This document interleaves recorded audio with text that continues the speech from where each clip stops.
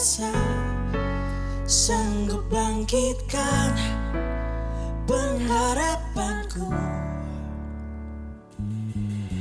Jiwaku kan bersorak, ku kan nyatakan dasar Kau Tuhan,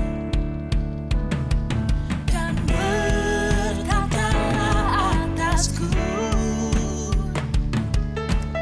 Ku mau hidup bagimu.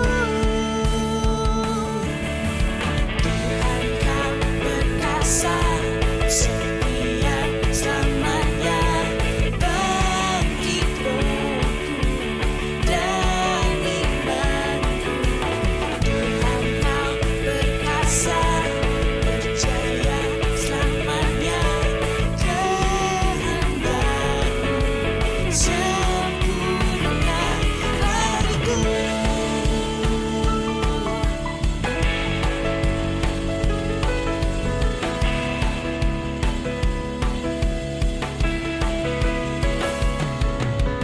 Kau Tuhan yang berkuasa, sanggup bangkitkan pengharapanku. Jiwaku kan bersorak, ku kan nyatakan dahsyat Kau Tuhan, dan berkatalah atasku. Sebab ku mau hidup bagimu. Tuhan Kau berkasa, setia selamanya, bangkit rohku dan imanku. Tuhan Kau berkasa, percaya selamanya, kehendak-Mu sempurna bagiku.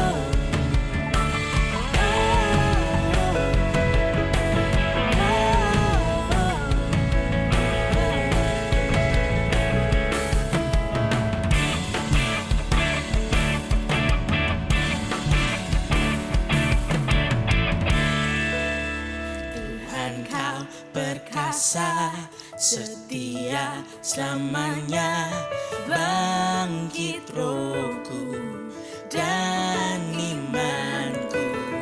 Tuhan Kau berkasa, percaya selamanya, kehendak-Mu sempurna. Tuhan Kau berkasa, setia selamanya, bangkit rohku dan imanku. Tuhan Kau berkasa, percaya selamanya, kehendak-Mu sempurna bagiku.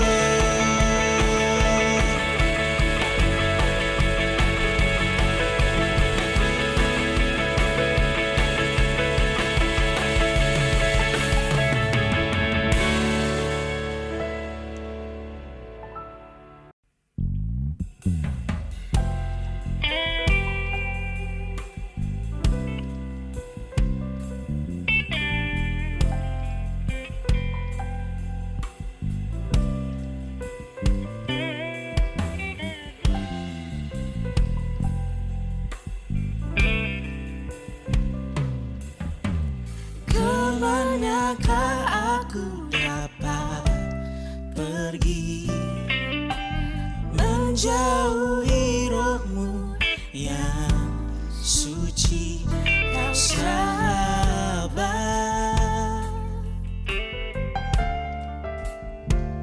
dan kau dekat.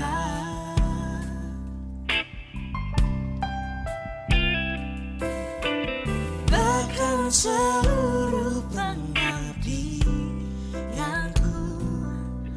tak bisa membalas kesetiaanmu, sungguh mulia dan berharga. Sungguh besar pengorbananmu bagiku, terlalu dalam untuk dimengerti. Sungguh besar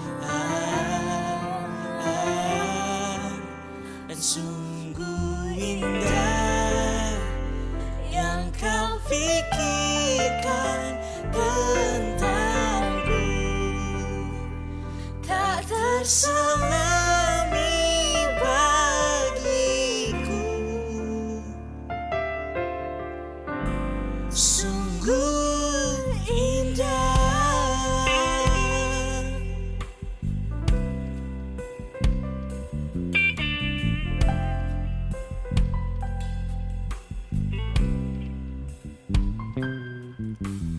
Bahkan seluruh pengabdianku tak bisa membalas kesetiaanmu, sungguh mulia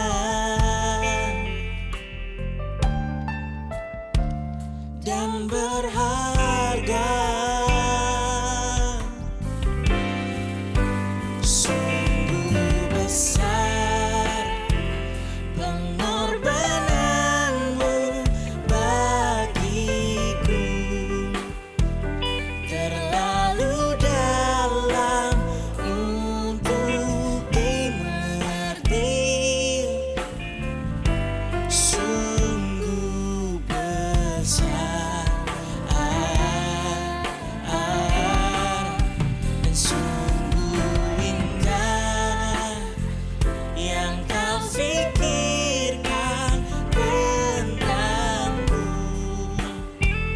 tak terselami bagiku.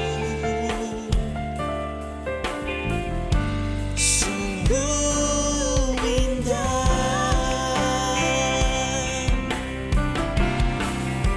sungguh besar pengorbananmu bagiku,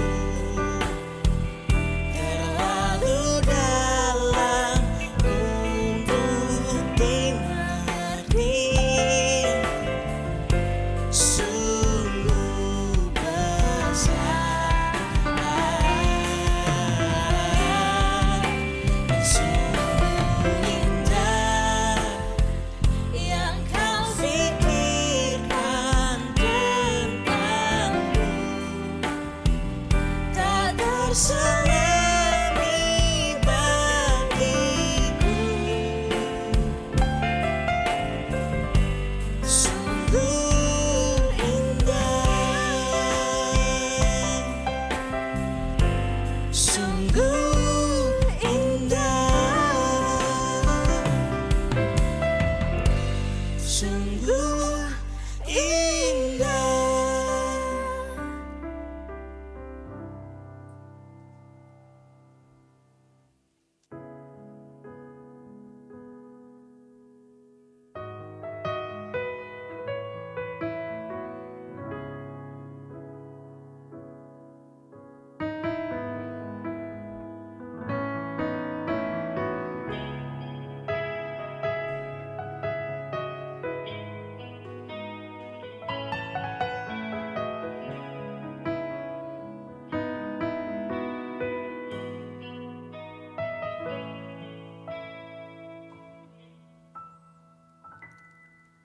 Ku tak tahu sampai kapan hari hidupku, akhir hayatku ini tidak menentu. Namun yang pasti perjalanan hidup ini berakhir di suatu saat nanti. Sebelum hari akhir hidupku tiba, sebelum semua kesempatan tiada, ku kan berjuang dalam pertandingan iman, mengakhiri dengan kemenangan. Hanya satu kerinduanku, sempurna seperti Bapakku, sesuai rancangan semula, serupa dengan Tuhan Yesus. Tujuan imanku berkenan di hadapan Bapa.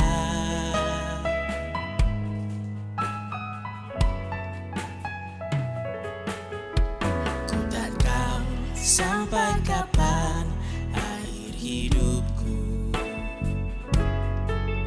akhir hayatku ini tidak menentu. Namun yang pasti perjalanan hidup ini berakhir di suatu saat nanti. Sebelum hari akhir hidupku tiba, sebelum semua kesempatan tiada, ku kan berjuang dalam pertandingan iman, mengakhiri dengan kemenangan.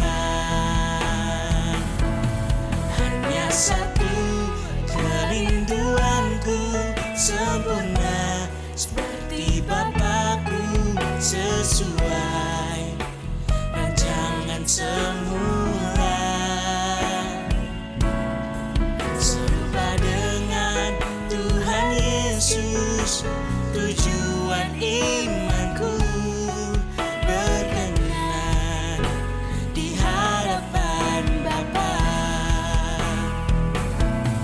Hanya satu kerinduanku, sempurna seperti Bapakku, sesuai rancangan semula,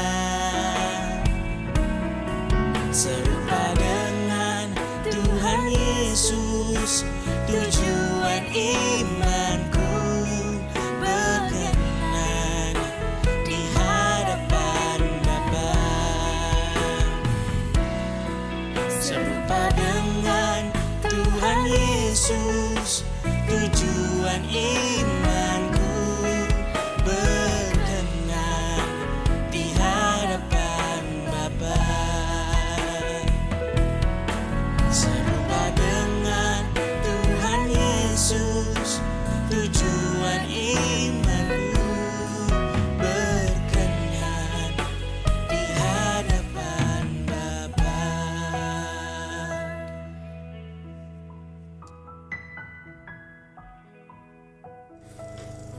Halo semuanya, senang banget masih bisa dapat kesempatan hari ini untuk ngebawain sharing. Dan semoga di hari Minggu ini kalian bisa mempersiapkan diri untuk kita sama-sama mendengarkan firman Tuhan. Jadi sebelum kita mulai sesi firman Tuhan kita hari ini, yuk kita sama-sama siapin hati, siapin pikiran, pakai pakaian yang rapi, duduk atau menempati tempat yang paling pewek. Kita siapin hati kita sepenuhnya buat Tuhan. Yuk teman-teman, kita bersatu dulu dalam doa. Mari kita berdoa. Bapa, kami bersyukur, berterima kasih untuk hari ini. Kiranya ya Bapa, Engkau berkenan untuk memberkati kami hari ini melalui firman-Mu. Tolonglah kami manusia yang sering kali salah, tapi tolonglah kami agar Engkau berkenan untuk mendidik kami dan kami bisa menemukan tujuan kami untuk kami bisa melakukan apa yang menjadi kehendak-Mu. Hanya di dalam nama-Mu kami berdoa, haleluya, amin. Oke, shalom semuanya. Nah teman-teman, hari ini Koko ingin ngebawain sharing tentang why do we become a Christian. Pernah gak sih teman-teman kita bertanya, kenapa ya kita harus menjadi orang Kristen? Kenapa kita nggak beragama lain dan kenapa kita harus menjadi orang Kristen? Atau bahkan mungkin ada teman-teman juga yang bertanya, kenapa nggak kita sendiri yang memilih agamanya? Biasanya kan kita lahir dari orang tua kita dan ya secara nggak langsung gitu ya, mereka lah yang memilihkan kita agamanya. Kita nggak pernah memilih sendiri agamanya. Lain cerita kalau misalkan ada beberapa teman-teman yang mungkin dulunya beragama lain, dengan pilihannya sendiri akhirnya menjadi Kristen. Ya itu mungkin lain cerita gitu. Tapi rata-rata Koko rasa sebagian besar dari kita memang lahir dari keluarga Kristen dan ya kita lahir secara otomatis menjadi Kristen. Dan ketika kita beragama Kristen, kita merasa wajib atau memang harus wajib untuk mengikuti semua hukum dan kegiatan agama yang ada dalam Kristen.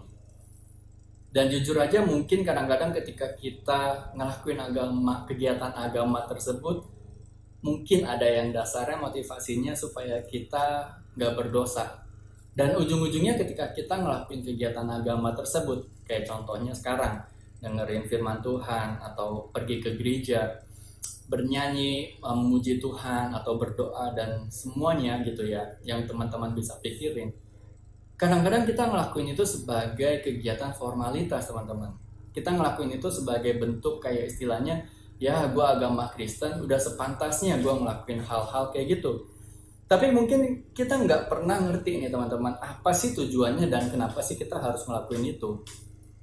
Bagi sebagian orang nih ya yang menjadi Kristen dari lahir, kadang-kadang ngerasa nih, ya udahlah kak, ya udahlah kok, emang udah dari sononya gue menjadi Kristen, emang udah takdir, emang udah ditentuin Tuhan, ya gue lahir menjadi Kristen. Papa mama juga Kristen, opa oma juga Kristen, om tante juga Kristen, semuanya Kristen. Jadi ya udah, emang gue lahir dari orang keluarga Kristen kok ya.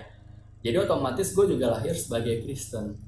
Satu sisi memang betul teman-teman, kita lahir di keluarga yang kita ada sekarang dan kita lahir sebagai agama Kristen, itu juga hak pilihan atau kehendak Tuhan yang memang menentukan kita lahir di mana dan sebagai apa teman-teman. Tapi bukan berarti kalau kita udah dipilih menjadi Kristen, nggak ada tuntunannya sama sekali nih teman-teman. Bukan berarti ketika kita menjadi Kristen kita jadi enak-enak aja, kita jadi santai-santai aja. Kita cuma sekedar ngelakuin yang tadi, yang Koko bilang hanya sekedar ngelakuin kegiatan beragama. Oh gue orang Kristen, ya berarti hari Minggu gue ke gereja. Oh gue orang Kristen, ya berarti gue harus menyanyi memuji Tuhan. Dan segala macam, memberi persembahan, berdoa, ikut komsel, segala macam gitu loh. Nah, setiap kita memang lahir sebagai orang Kristen, tapi ingat teman-teman, kita juga diberikan rencana Allah yang harus kita lakukan. Sebenarnya teman-teman, setiap orang Kristen itu ada panggilan yang sangat-sangat luar biasa nih. Sangat-sangat luar biasa, kenapa? Karena panggilannya itu adalah satu, menjadi anak Allah. Wah, bukan main banget, bukan kaleng-kaleng panggilannya. Dan bahkan kita nih teman-teman yang udah dipilih, kita juga akan dibenarkan dan dimuliakan bersama Tuhan. Wah gila sih, ini nih panggilan dan dan hak istimewa yang sangat-sangat luar biasa dari Allah yang udah diberikan ke kita. Nah, kita baca dulu di Roma 8. Roma 8 ayat 29 sampai 30. Teman-teman boleh sambil buka Alkitabnya di rumah. Roma 8 ayat 29, Koko bacain dulu. Sebab semua orang yang dipilihnya dari semula, mereka juga ditentukannya dari semula untuk menjadi serupa dengan gambarannya, supaya anaknya itu menjadi yang sulung di antara banyak saudara. Nah, di ayat 30 kita baca juga, dan mereka yang ditentukannya dari semula, mereka itu juga dipanggilnya. Dan mereka yang dipanggilnya, mereka itu juga dibenarkannya. Dan mereka yang dibenarkannya, mereka itu juga dimuliakannya. Teman-teman, dua ayat ini memuat hak istimewa atau kayak semacam hal yang sangat luar biasa ketika kita menjadi Kristen. Tapi di satu sisi juga ada tanggung jawab dan ada beban yang harus kita pikul nih teman-teman. Nah, kita coba balik ke ayat 29. Ada dua kata yang pingin coba Koko untuk tekenin gitu ya. Kata dipilih dan kata ditentukan. Dipilih ini kadang-kadang banyak orang merasa, Kak, gue udah dipilih menjadi Kristen berarti otomatis gue selamat. Kak, gue udah dipilih menjadi Kristen otomatis gue menjadi anak Allah, udah menerima penebusan Tuhan, gue mengakui Tuhan sebagai juru selamat dan ya gue selamat Kak, gitu loh. Tapi teman-teman, dipilih ini sebenarnya satu sisi memang hak prerogatif Allah. Kita dipilih, ditentukan dilahir di keluarga mana, dengan budaya seperti apa, dengan latar belakang seperti apa, beragama seperti apa, itu memang hak Allah. Kenapa kita dilahirin di Indo, kenapa nggak di Korea, kenapa nggak di Australia gitu. Kenapa ada orang yang lahirnya di Afrika, nggak di Eropa dan segala macam, itu memang hak dari Allah, itu dipilih oleh Allah. Tapi bukan berarti dipilih langsung berarti selamat, bukan berarti dipilih menjadi Kristen langsung selamat teman-teman. Nah, kata yang kedua yang ingin Koko tekenin adalah ditentukan. Ditentukan di sini bukan berarti ditentukan selamatnya teman-teman, tapi ditentukan standarnya. Karena kalau kita baca di kalimat selanjutnya, mereka juga ditentukannya dari semula untuk menjadi serupa dengan gambarannya, gambaran anaknya. Dan jadi ditentukan ini tuh ditentukan standarnya agar kita menjadi serupa dengan Tuhan kita teman-teman. Standar hidup kita itu udah ditentukan agar kita menjadi serupa dengan gambaran Tuhan. Supaya Tuhan menjadi yang sulung di antara banyak saudara dan kitalah saudara-saudaranya teman-teman. Nah, jadi kayak quotes yang kita sering dengar juga gitu ya. Di film-film superhero yang kita sering dengar gitu, with great powers comes great responsibility. Begitu juga dengan kekristenan teman-teman. Dengan kemuliaan yang kita dijanjikan oleh Tuhan, ada perjuangan dan pengorbanan yang harus kita lakukan juga teman-teman. Prinsip utama orang Kristen itu adalah satu, nggak boleh memiliki hak dan tidak hidup untuk dirinya sendiri, melainkan hidup hanya untuk Tuhan. Coba kita buka di Galatia 2 ayat Galatia 2 ayat 20. Kau bacain Galatia 2 ayat 20.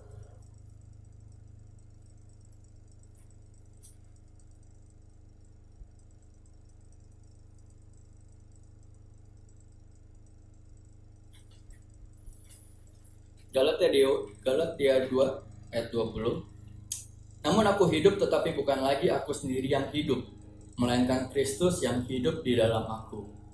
Dan hidupku yang kuhidupi sekarang di dalam daging adalah hidup oleh iman dalam anak Allah yang telah mengasihi aku dan menyerahkan dirinya untuk aku. Nah, di sini dikatakan kita hidup bukan lagi aku sendiri yang hidup, melainkan Kristus yang hidup di dalam aku teman-teman. Dan hidup yang kita jalanin di dalam daging itu adalah hidup oleh iman dalam anak Allah yang telah mengasihi kita dan menyerahkan dirinya buat kita teman-teman.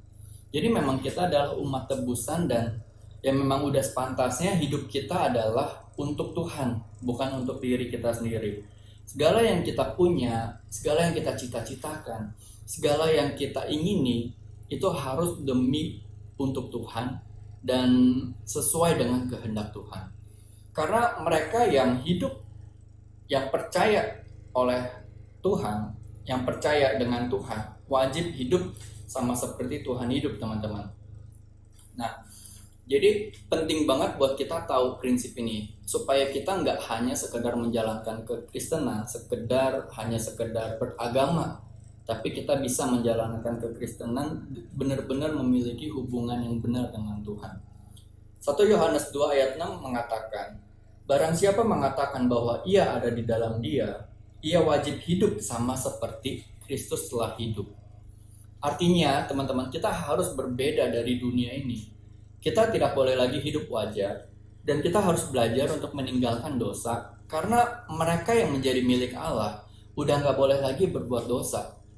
Makanya kalau kita melakukan kegiatan beragama, kayak misalkan ke gereja, mendengarkan khotbah, berdoa, dan lain-lain, itu tujuannya satu, bukan hanya sekedar kita memenuhi rutinitas, teman-teman, tapi agar kita punya hubungan yang makin intim dan kita bisa ngerti nih sepenuhnya untuk apa kita hidup, apa yang mau Tuhan, apa yang Tuhan mau dalam hidup kita, dan ya kita bisa benar-benar menjalani apa yang Tuhan mau. Jadi nggak cuma sekedar memenuhi kewajiban gitu ya, nggak sekedar oh gue udah hari Minggu nih gue ke gereja, ya udah deh ke gereja gitu kan. Nanti pulang ke gereja ya udah ngelakuin aktivitas yang lain udah nggak istilahnya ya udah gue udah memenuhi kewajiban gue gitu, gue udah memenuhi tugas gue, sisanya ya gue senang-senang lagi, gue balik lagi ke diri gue yang lama. Enggak, teman-teman, ketika kita ngelakuin kegiatan beragama pun itu tujuannya supaya kita bisa ngerti briefingnya Tuhan tuh maunya apa sih. Tapi di luar sisanya itu kita harus benar-benar menjalankan apa yang udah di briefingin tadi. Jadi kita nggak hanya sekedar memenuhi rutinitas kita, nggak hanya sekedar memenuhi formalitas kita benar-benar menjalankan apa yang Tuhan mau, teman-teman. Dan kalau misalkan kita nggak belajar untuk melakukan ini, pasti ujung-ujungnya kita hanya hidup untuk diri sendiri. Kita mungkin masih merasa ya udahlah kak, gue masih remaja, nanti deh gue bertobat pas udah mulai tua, nanti deh gue mulai hidup benar pas gue udah mulai tua. Tapi teman-teman, kalau kita nggak mulai dari sekarang, kita nggak membiasakan diri dari sekarang, kita nggak akan bisa mengerti sama yang namanya kehendak Bapa, teman-teman. Akhirnya kemasan luar kita itu Kristen, status kita tuh Kristen, tapi dalamnya kita anak dunia. Kita sama dengan anak-anak dunia yang hidupnya sembarangan, suka-suka, nggak takut akan Allah. Kita menjadi sama. Yang mungkin kita nggak sampai nakal banget, tapi kita nggak menjadi anak Allah. Kemasan kita Kristen, tapi dalam kita bukan anak Allah. Kita harus sadar nih teman-teman, dunia yang udah kita tinggali sekarang ini itu udah makin jahat, teman-teman. Orang-orang makin fasik, makin gak takut akan Tuhan dan hidup wajar. Banyak orang Kristen merasa bahwa hidup mereka tuh ya punya mereka sendiri.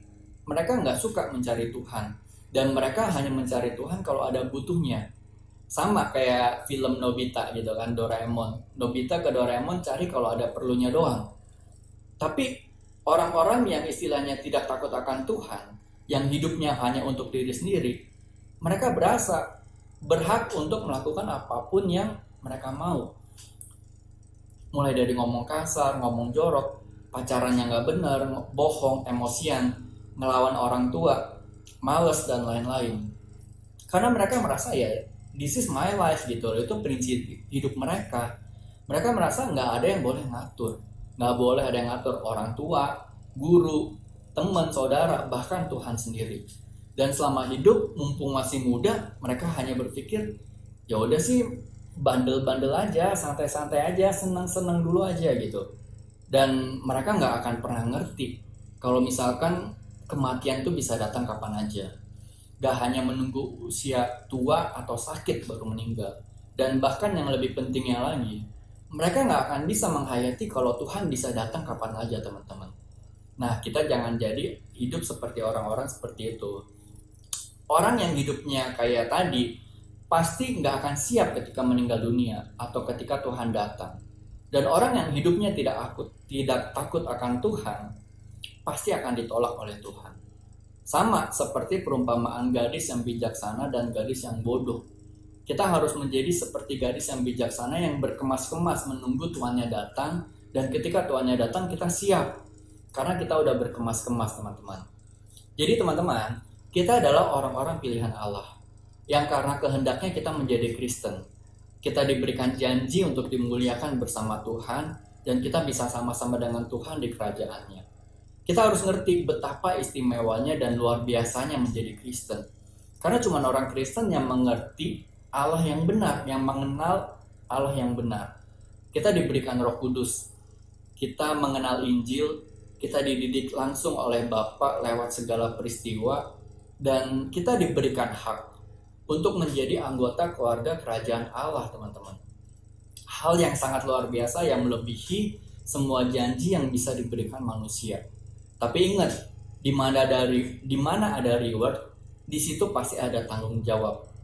Dan tanggung jawab kita selama di bumi adalah selalu untuk hidup fokus ke Tuhan, tidak melakukan dosa dan tidak mencintai dunia. Berat, pasti berat. Tapi ini adalah panggilan yang harus kita lakukan. Sebagai orang Kristen, kita ditentukan standarnya untuk menjadi serupa dengan Tuhan kita. Dan kalau Tuhan kita udah menang, kita pun juga harus menang, teman-teman.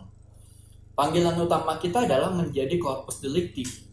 Kita harus menjadi wakil Tuhan yang menunjukkan kehidupan manusia yang sesungguhnya. Kita adalah orang kepercayaan Tuhan yang dipercaya, supaya kita nggak hidup seperti anak dunia, dan tidak jatuh ke dalam godaan iblis. Kita adalah orang yang dipercaya Tuhan untuk menang lawan iblis. Sekarang skor manusia dan iblis itu 1-1 nih, teman-teman. Di babak pertama ketika Adam dan iblis bertarung, iblis yang menang, skornya 1-0. Lalu ketika pertarungan Tuhan dan iblis, Tuhanlah yang menang, skornya menjadi 1-1. Dan sekarang adalah tugas kita nih, menjadi corpus delicti untuk memecahkan tiebreaker ini yang membuat menjadi skornya 2-1. Makanya kita nggak boleh hidup sembarangan, teman-teman. Ada panggilan dan ada peran yang harus kita jalanin yang itu nggak sembarangan. Kita nggak boleh hidup sembarangan untuk diri sendiri. Dan di Alkitab semua udah diajarin, teman-teman, bagaimana kita harus hidup. Mulai dari jangan serupa dengan dunia ini. Orang yang serupa dengan dunia ini menjadi musuh Allah. Memikirkan perkara yang di atas. Kita tidak boleh mengabdi kepada dua Tuhan. Kita harus kudus sama seperti Bapa kudus.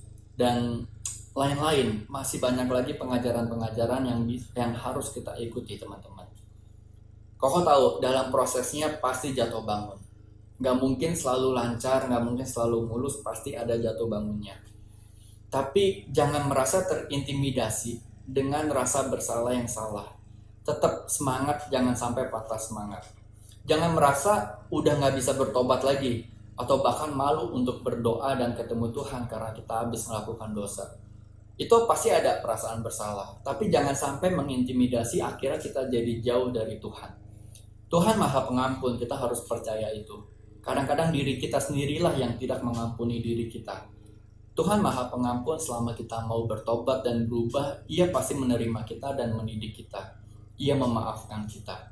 Nah, Rasul Paulus pun berkata, teman-teman, kalau dirinya pun juga masih mengejar kesempurnaan. Bukan seolah-olah ia telah memperolehnya, tetapi yang dilakukannya adalah ia melupakan apa yang udah di belakangnya dan ia mengejar ke kesempurnaan itu, ke tujuan ini, teman-teman. Jadi, teman-teman, kalau misalkan kita ditanya, kenapa sih kita Kristen? Kenapa sih kita Kristen? Atau mungkin ditanya, apa sih bedanya kita dengan non-Kristen? Kita dipanggil untuk menjadi anak Allah yang menampilkan kehidupan anak Allah di tengah anak dunia. Kau ulangin, kita dipanggil untuk menampilkan kehidupan anak Allah di tengah kehidupan anak dunia. Atau bahasa lainnya yang lebih gampang yang biasa kita dengar, kita dipanggil untuk menjadi corpus delicti.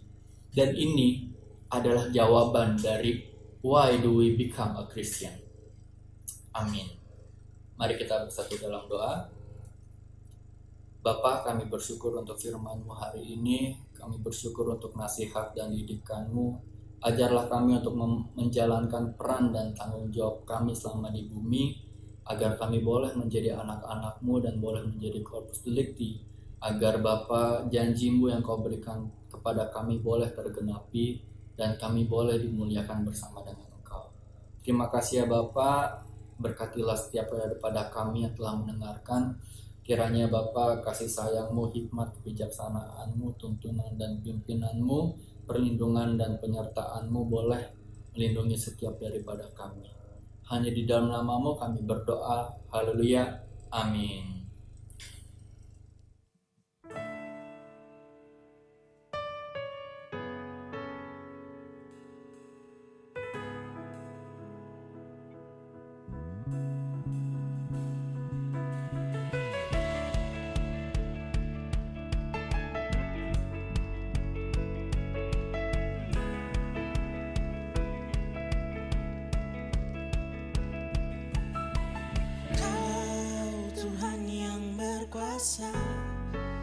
sanggup bangkitkan pengharapanku.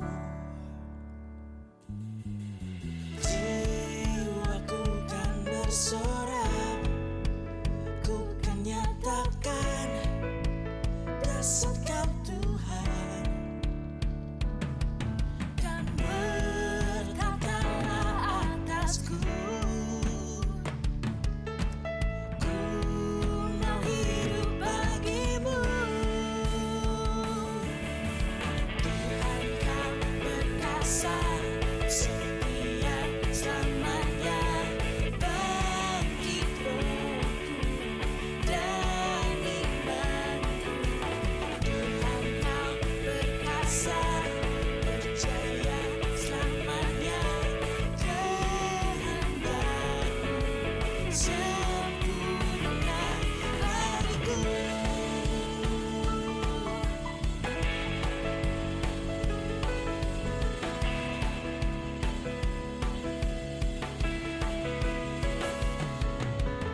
Kau Tuhan yang berkuasa, sanggup bangkitkan pengharapanku.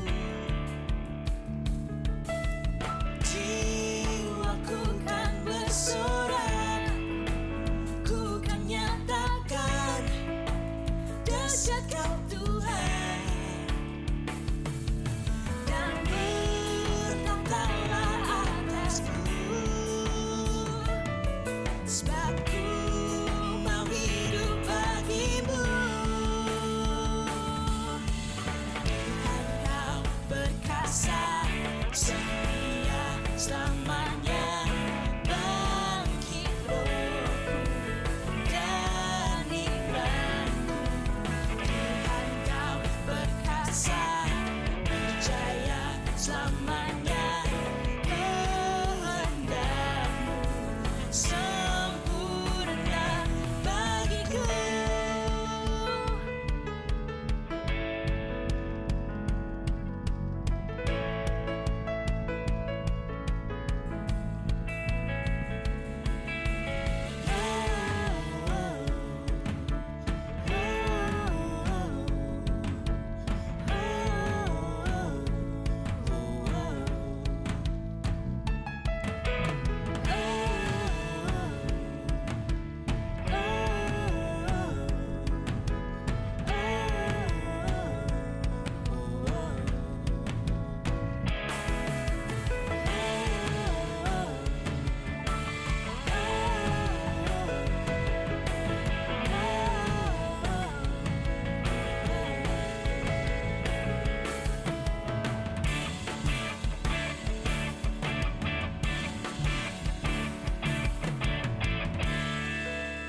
Tuhan Kau perkasa, setia selamanya, bangkit rohku